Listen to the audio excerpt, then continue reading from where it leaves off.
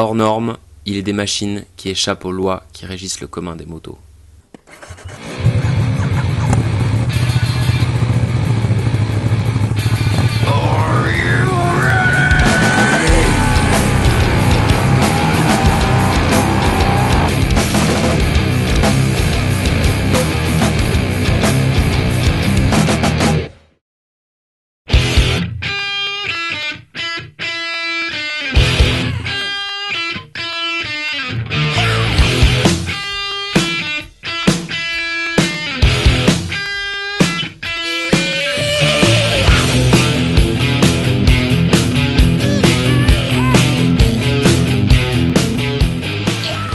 Quand on regarde la Diavel, c'est une impression de puissance compacte qui domine.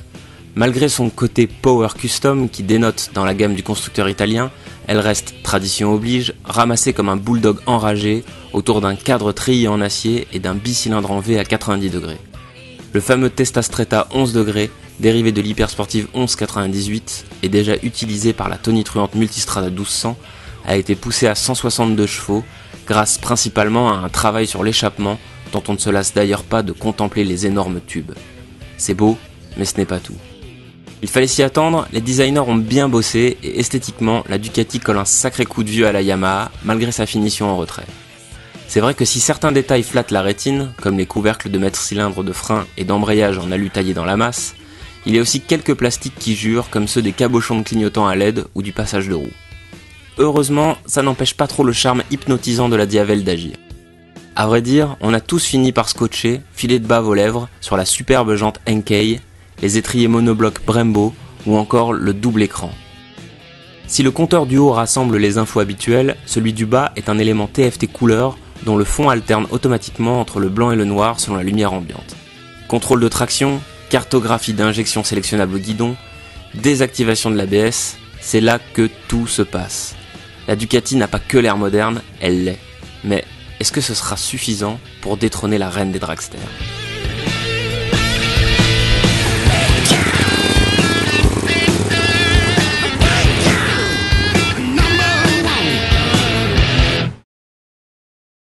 Give me fuel, give me fire, give me that which I desire.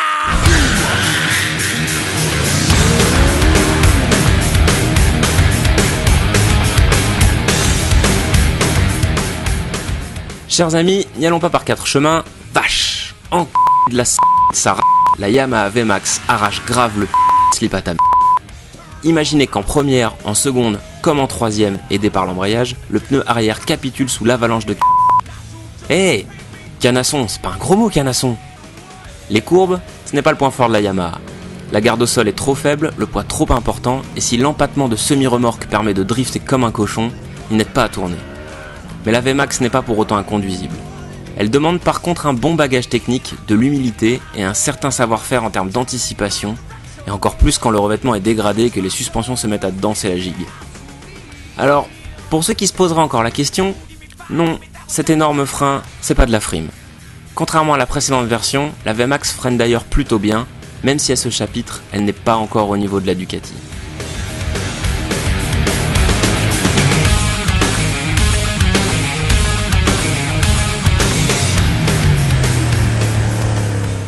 Car les étriers Brembo monobloc de l'italienne, c'est quelque chose. Et ils ont enfin trouvé une moto sur laquelle ils ne sont pas surdimensionnés. Si la Diavel se fait punir par la VMAX à chaque test de reprise, il n'empêche qu'elle pousse. Oh, c'est pas bientôt fini, oui ? Je disais donc, elle pousse grave. En fait, si la VMAX n'existait pas, c'est elle que j'aurais pu qualifier de dragster. Autant vous dire que les sensations sont au rendez-vous. Bonne surprise, même si l'accélérateur électronique n'est pas totalement parfait, il n'avoue de faiblesse qu'en usage extrême, et pour le reste, la Ducati est plutôt douce pour un si gros bicylindre. Les trois modes, Sport, Touring ou City, sont nettement différents et chacun est facile à sélectionner, légitime et exploitable. Bref, d'emblée, la Diavel est une bonne surprise. Et quand les courbes arrivent, c'est encore mieux. Malgré un pneu arrière de 240, l'italienne est maniable et plutôt agile. Elle permet des entrées en virage assez rapides grâce à sa bonne garde au sol, alors que son moteur, aidé par le contrôle de traction, garantit des sorties de courbe canon. Un imprévu, le freinage est impérial et l'ABS déconnectable bien calibré. Vous l'aurez compris, la Diavel est une vraie moto. Un hybride survitaminé entre un custom et un roadster qui s'offre le luxe d'être amusant. Et en parlant de luxe, il vous faudra débourser 21 990 € pour vous offrir une VMAX contre seulement 16 990 € pour une Diavel. Un argument qui fait définitivement pencher la balance en faveur de la Ducati, même si, pour être franc, la démesure de la Yamaha et les incroyables sensations qu'elle procure lui laissent une place de choix dans nos cœurs.